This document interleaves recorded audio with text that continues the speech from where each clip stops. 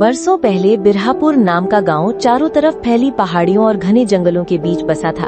ये गांव अपनी शांति और सुंदरता के लिए जाना जाता था, लेकिन गांव के पूर्वी किनारे पर एक पहाड़ी की चोटी पर बना एक शिव मंदिर लोगों के लिए डर और रहस्य का प्रतीक बन चुका था।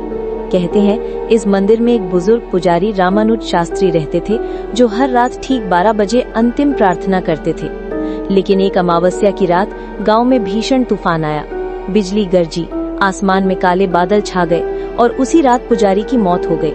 किसी ने उसे मरते नहीं देखा, लेकिन सुबह मंदिर में उसका शव पूजा की वेदी पर पड़ा मिला और उसके होंठ खुले हुए थे, जैसे वो कुछ बोलते बोलते रुक गया हो। उस रात के बाद से हर अमावस्या को मंदिर से अपने आप घंटी बजने की आवाज आती थी और कई लोगों ने दावा किया कि उन्होंने पुजारी को देखा अधूरी प्रार्थना करते हुए। डर इतना बढ़ गया कि गांव वालों ने उस ओर जाना बंद कर दिया।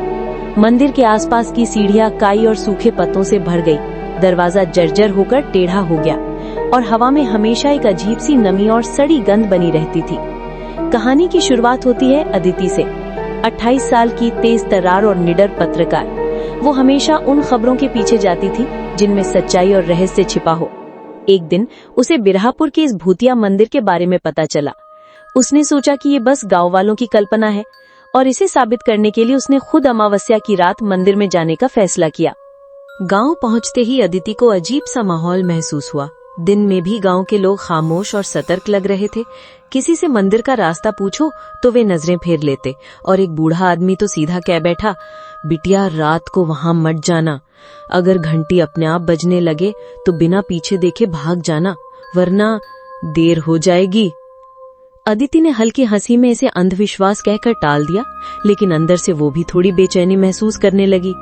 रात को ठीक 11:30 पर अदिति कैमरा, टॉर्च और रिकॉर्डर लेकर मंदिर के रास्ते पर निकल पड़ी। रास्ता सुनसान और खतरनाक था। दोनों तरफ घना जंगल, बीच बीच में चमकती जुगनू की रोशनी और कहीं कहीं पेड़ों से गिरते सूखे पत्तों की आवाज।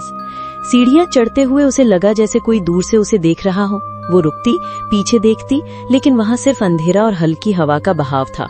मंदिर तक पहुंचने में उसे आधा घंटा लग गया। दरवाजा आधा टूटा था, लकड़ी पर फफूंदी और कीड़े रेंग रहे थे। भीतर पूरी तरह अंधेरा था, बस कोने में पड़ी एक पुरानी घंटी चांदनी की हल्की किरण में चमक रही थी। हवा में अगरबत्ती और सड़ी मांस की मिलीजुली गंध थी, जिससे अदिति का सिर भारी होने लगा। उसने कैमरा ऑन किया और मंदिर के हर कोने को रिकॉर्ड करने लगी। तभी बिना छुए घंटी अपने आप बजने लगी। उसकी आवाज धीमे से तेज होती गई, जैसे कोई अदृश्य शक्ति उसमें प्राण डाल रही हो। अदिति ने टॉर्च घुमाई और उसी पल टॉर्च की रोशनी झिलमिलाने लगी, जैसे बैटरी खत्म हो रही हो। तभी उसने मंदिर की दीवार पर एक लंबी हिलती हुई परछाई देखी। हैरानी की बात ये थी कि वो परछाई उसकी नहीं थी। पीछे से एक भारी, ठंडी और गूंजती आवाज आई, मेरी प्रार्थना अधूरी है। अदिति ने पलट कर देखा। सामने एक बूढ़ा आदमी सफेद धोती पहने, झुका हुआ, हाथ में घंटी पकड़े खड़ा था। उसकी आंखें पूरी तरह काली थीं, होंठ लगातार हिल रहे थे, लेकिन शब्द पूरे मंदिर में चारों तरफ से गूंज रहे थे। अदिति पीछे हटने लगी, लेकिन दरवाजा अपने आप बंद हो गया। हवा का बहाव तेज हो गया और अगरबत्ती की गंध इतनी तीव्र हो गई कि सांस लेना मुश्किल हो गया। अचानक दीवारों से लाल तरल टपकने लगा। पहले अदिति को लगा कि ये पानी है, लेकिन टॉर्च की रोशनी में वो गाढ़ा चिपचिपा खून था। पुजारी की परछाई लंबी होती गई और फर्श पर रेंगते हुए अदिति के पैरों तक पहुंच गई। वो डर के मारे चिल्लाने लगी, लेकिन उसकी आवाज बाहर तक नहीं जा रही थी, जैसे मंदिर के अंदर की हवा आवाज को निगल रही हो। पुजारी ने अदिति का हाथ पकड़ा। उसकी पकड़ बर्फ जैसी ठंडी और हड्डियों तक चुभने वाली थी। उसने अदिति के कान के पास फुसफुसाया, जब तक मेरी प्रार्थना पूरी नहीं होगी, कोई भी यहाँ से जिंदा नहीं जाएगा। अचानक मंदिर के चारों ओर अंधेरा छा गया। अदिति को लगा कि वो पानी में डूब रही है, लेकिन ये पानी नहीं बल्कि गाढ़ा काला धुआं था, जिसमें चेहरों के आकार बन बिगड़ रहे थे। उन चेहरों में अदिति ने कई लोगों को देखा, कुछ महिलाएं, कुछ बच्चे और एक पत्रकार जिसका चेहरा पहचान में आता था। उसने महसूस किया कि ये वही पत्रकार था जो कई साल पहले इस मंदिर की स्टोरी करने आया था और फिर कभी वापस नहीं लौटा। कैमरा जमीन पर गिर गया, लेकिन रिकॉर्डिंग चालू रही।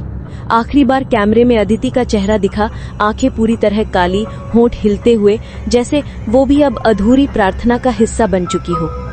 अगले दिन सुबह गांव वाले मंदिर का दरवाजा खुला पाकर अंदर गए। ना अदिति थी ना उसका कैमरा, बस घंटी अपने आप धीमी धीमी बज रही थी और दीवार पर ताज़ा खून से लिखा था, अधूरी प्रार्थना पूरी हुई।